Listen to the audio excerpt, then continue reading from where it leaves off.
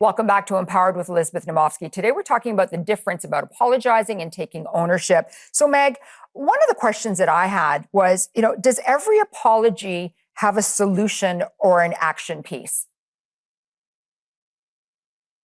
Yeah, it's a great question. I think this is where we start to delineate a little bit between apologizing and taking ownership. I think I was going down this path before we went to the break, but what is our impact? What is the impact of my decisions? What is the impact of my actions, my behaviors? And when we consider that in terms of apologizing and taking ownership, I'm sorry, those are important words. Those are important words, especially when we think about relationships that we have. If we've done something or we've made a decision that's negatively impacted a relationship, we want to say, I'm sorry. That has a lot of meaning. That's really important to say. But we have to take that a next level. We have to take that a step further. And that's really where the ownership piece comes in, where we're implementing solutions, we're taking ownership of that thing, and we're actually taking action to fix that problem or to make sure we don't do that thing again, whatever it may be.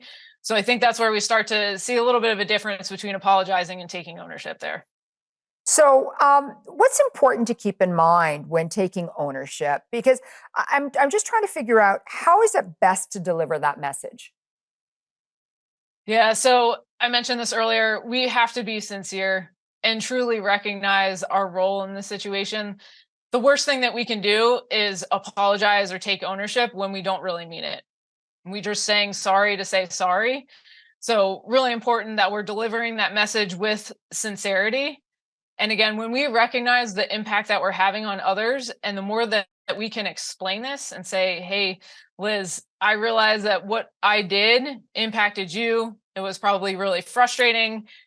It was confusing, I imagine, at times. And I know that that made things harder for you. The more that we can recognize how our actions affect others, and we can say this to them, that's going to help build that relationship. And then at Echelon Front, one of the things that we've come up with a framework. So when we deliver this message, when we take ownership, important for us to, again, be sincere, recognize our impact. We can utilize this framework that we have and then keep it succinct. We don't want to go on and on forever delivering this apology. We want to make sure that we're hitting those key and critical points without getting lost in a whole bunch of information that's really not important to the conversation. So, Meg, why are the steps to taking ownership so important? They're critical because they help whoever we're talking to, whether it's one person, it's our spouse, it's our teammate, it's our colleague, whoever it may be. The steps are really critical because it helps frame out that conversation. We explain the problem. We describe the consequence or the impact. Like I said, the better that we can do that, that helps. If I'm taking ownership with you, Liz, you can see when I describe the impact, you can see, oh, hey, Meg really does get how this impacted me. Okay, I'm going to continue to listen. So we explain the problem, we describe the impact, we take ownership, and then we talk about a solution. We provide a solution. And those steps are really critical because now we have some accountability in there, right? Yeah. I said, here's the solution that I'm going to do. So I need to make sure that I take action on this thing. You've heard it. You've heard me say it.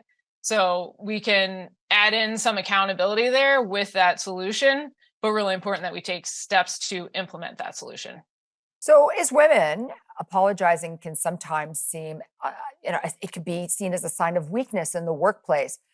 How do you deal with that? It's a great question. And this is hard. I mean, I think it's hard as women that sometimes we feel like this can be seen as a sign of weakness. But I bet you if I asked you and I polled the audience and I said, here's leader A, who's someone who, when a mistake happens, they avert their eyes, they look down, they look around, they're not really engaged, versus leader B, who's someone a mistake happens and they step up and they take ownership of that. Who do you have more respect for in that situation? We know that it's leader B. We know you have more respect for that person who takes ownership. So it's not a sign of weakness. It actually helps us build respect oftentimes when we're taking ownership. But again, this is really hard. And as women, we can continue to perform. We can continue to execute to the best of our abilities, really make sure that we're doing the job as capable and as effectively as possible. And when those things go wrong, we take ownership. No one's perfect. We know it's going to happen. So we got to take ownership in those situations. You know, you are right. This is really hard because when I first started looking at this topic, I was a little confused, but you're right on point. So I want to discuss this more when we return in a few minutes.